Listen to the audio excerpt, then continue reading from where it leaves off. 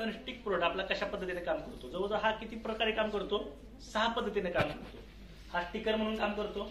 जर समजा तुम्ही पावसामध्ये काही गोष्ट फवारली बरोबर, तर ते पानाला चिकटून ठेवण्याचं पण काम करतं. स्प्रेडर म्हणून काम करतो, जिथं समजा 1 2 3 टिपके फक्त पानावरती पडतात बरोबर, तर ते स्प्रेड करायचं काम करतं. म्हणजे कमी औषधामध्ये सगळ्या गोष्टी व्यवस्थित भागू शकतं. हे अजून तुमच्या पानामध्ये मुरमुशीत पानाच्या खालच्या साईडला जी कीड आहे त्या कीडवरती पण आणायचं काम करतं. सगळ्यात महत्वाचं, जेवढे पण कीटकनाशक तुम्ही वापरता किंवा तणनाशक वापरता त्याच्यामध्ये पण आपण सनस्टिक वापरू शकतो. आणि ते वापरल्यामुळं तुम्हाला कीटकनाशकाचा तणनाशकाचा खर्च कमी येणार. जिथं तुमचं 2 3 पंप लागणार आहे तिथं तुमचं एका पंपामध्ये भागू शकतं. जिथं 10 पंप लागणार आहेत तिथं 5 पंपामध्ये भागू शकतं. म्हणजे तो 50% तुमचा खर्च काय होणार आहे, कमी होणार आहे. हे जर का पाण्यातून सोडलं तर तुमच्या जमिनीचा पोत सुधारवला जाईल.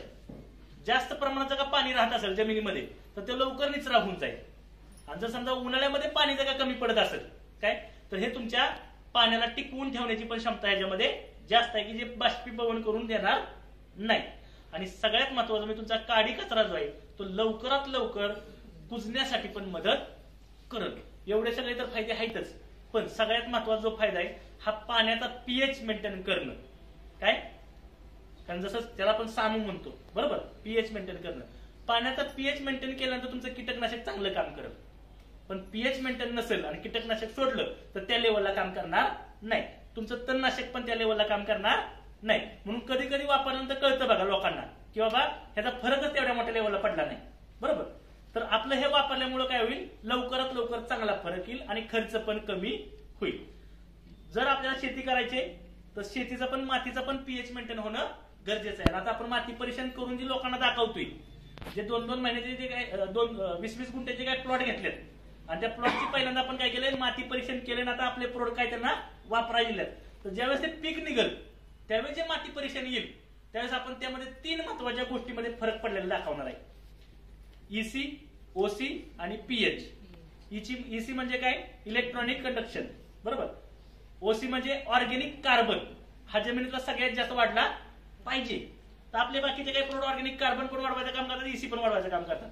आणि सगळ्यात महत्वाचा पीएच तुमचा किती झाला मातीचा हे पण आपण लोकांना दाखवून देणार आहे. तर ह्यानं खरंच पीएच मेंटेन होतो का नाही होत हे बघणं गरजेचं आहे. तर आपण पहिल्यांदा ह्याला काय करूया, प्रयोग करून बघूया. आता हे काय करूया, 5-5 ml आपण बरोबर काय करूया, बोरचं ग्लास मधलं लागणार ना पाणी सर, ग्लास मधलं बोरचं. हो बोरचं लागणार त्या ग्लास मध्ये बघा पाणी. आता आपण हे पाणी कुठलं घेतोय तर बोरचं, विहिरीचं बरोबर. बऱ्यापैकी जी लोक शेतीमध्ये काम करतात ते पाणी आपण आणलेलं आहे. ह्याचा पीएच किती आहे ते आपण बघणार आहे.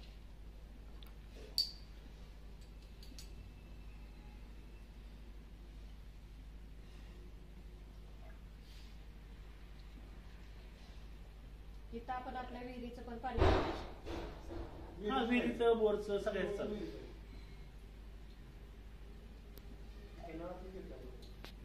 बघा आता दोन्ही पण समान भरल्यात बरोबर. आता ह्याच्यामध्ये आपण काय करणार आहे, ह्या पाण्याचा पीएच किती आहे तो चेक करणार आहे. हा काय पीएच चेक करायचं सोल्युशन आहे. हे मार्केटमध्ये तुम्हाला ऑनलाईन कुठल्याही वेबसाईट वरती बघायला भेटेल. इथं पीएच दाखवलाय 0 पासून ते जवळजवळ 14 पवतर. म्हणजे ते पाणी किती दूषित आहे, किती केमिकल आहे त्यात, ते सगळं याच्यामध्ये कळून येईल. आणि हे आपण काय केलं, विहिरीचं पाणी घेतलेलं आहे. त्याचा पीएच आपण पहिल्यांदा चेक करूया. ह्याच्यामध्ये 7 ते 10 थेंब टाकावे लागतील.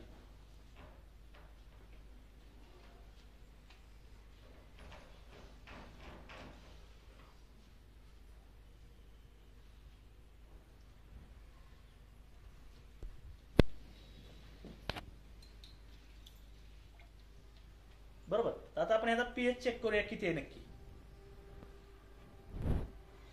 बघा सर कसं दिसतोय,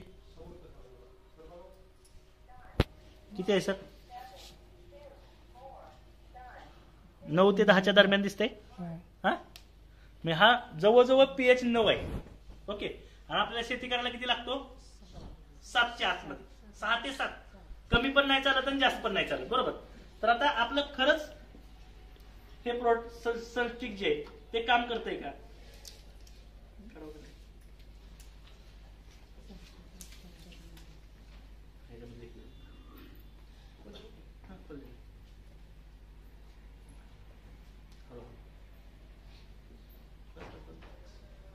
आता हे काय केलं आपण, सनस्टिकचं लिक्विड घेतलंय, एका काडी बरोबर फक्त घ्यायची. किती घ्यायची?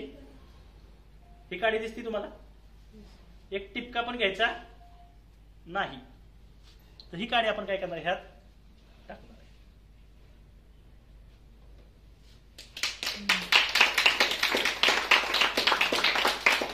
तर आता पीएच किती आहे पाण्याचा?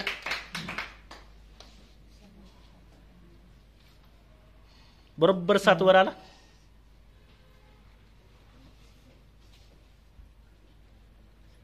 तर अशा पद्धतीने आपलं सनस्टिक हे प्रोडक्ट काम करते.